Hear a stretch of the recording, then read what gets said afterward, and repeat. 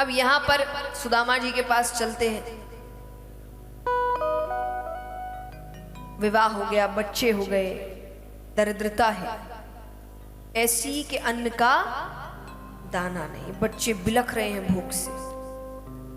पत्नी ने कहा, आपने कहा था कृष्ण आपके मित्र थे, आप एक साथ गुरुकुल में थे, आप उनके पास क्यों नहीं जाते, वो कुछ तो मदद करेंगे।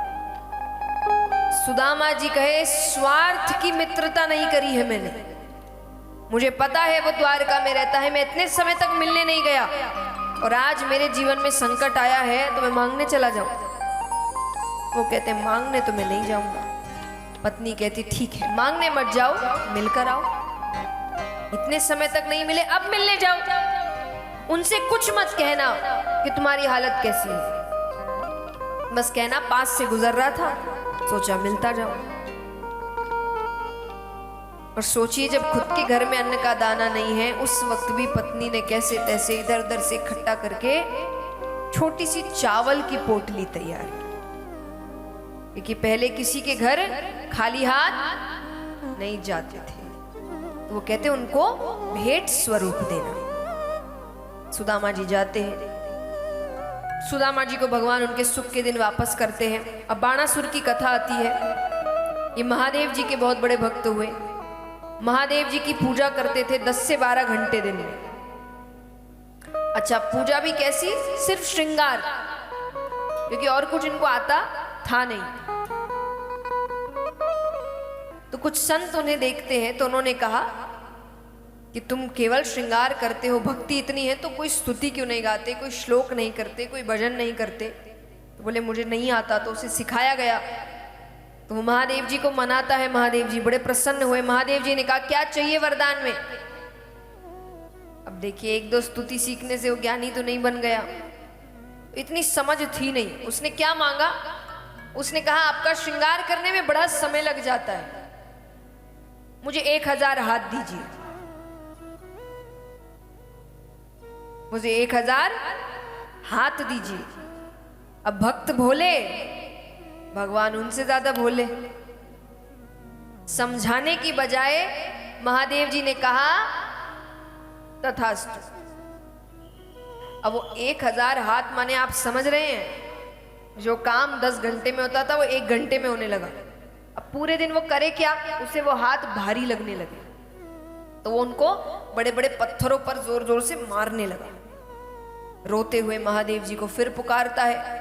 महादेव जी फिर आए, अब क्या चाहिए। बोले चाहिए नहीं, जो दिया वो वापस ले लो। महादेव जी कहते ऐसे दिए हुए वरदान वापस नहीं होते, पर चिंता मत करो, तुम्हें इन हाथों से मुक्त करने श्री कृष्ण आएंगे, तुम्हारा युद्ध होगा उनके साथ। अब वो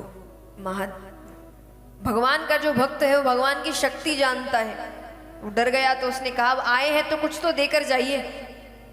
तो बोले क्या चाहिए। बोले वचन दीजिए कि जब श्री कृष्ण से मेरा युद्ध होगा तो आप मेरी तरफ से युद्ध करेंगे। महादेव जी ने कहा ठीक है, मैं तुम्हारी तरफ से युद्ध करूंगा। अब ये लीला होने लगती है, भगवान के पुत्र पौत्र इत्यादि होने लगे। तो भगवान के एक पौत्र हुआ अनिरुद्ध, और यहां बाणासुर की पुत्री है उषा। तो उषा ने सपने में भगवान के पौत्र अनिरुद्ध को पति के रूप में देखा। समय समय की बात है, पहले सपने में भी किसी को पति के रूप में देखते थे तो उसी से विवाह करते थे। तो उसने स्वप्न में पति के रूप में देख लिया, अब उसको विवाह करना है। अब मान लीजिए आप और हम साधारण लोग, अगर हमें किसी के साथ विवाह करना है तो हम क्या करेंगे, पहले बातचीत करेंगे, दोनों एक दूसरे को समझेंगे, फिर दोनों को अगर सब सही लगा तो परिवारों को कहेंगे, फिर परिवार मिलेंगे, फिर वो सब कुछ मिलकर तय करेंगे कि विवाह करना है कि नहीं। ये एक साधारण तरीका है। पर अब वो किसकी पुत्री है, बाणासुर कौन है,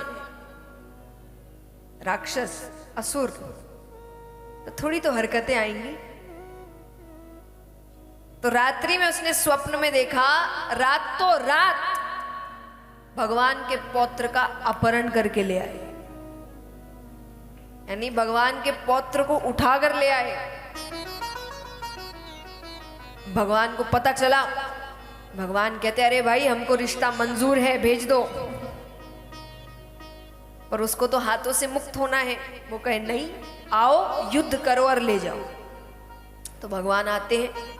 अब युद्ध में पहले भगवान पहला तीर चलाते हैं, तो पहले तीर से ही उन 1000 हाथों से उसे मुक्त करते हैं। दूसरा तीर चलाने ही वाले हैं कि महादेव जी बीच में आ जाते कि काम हो गया,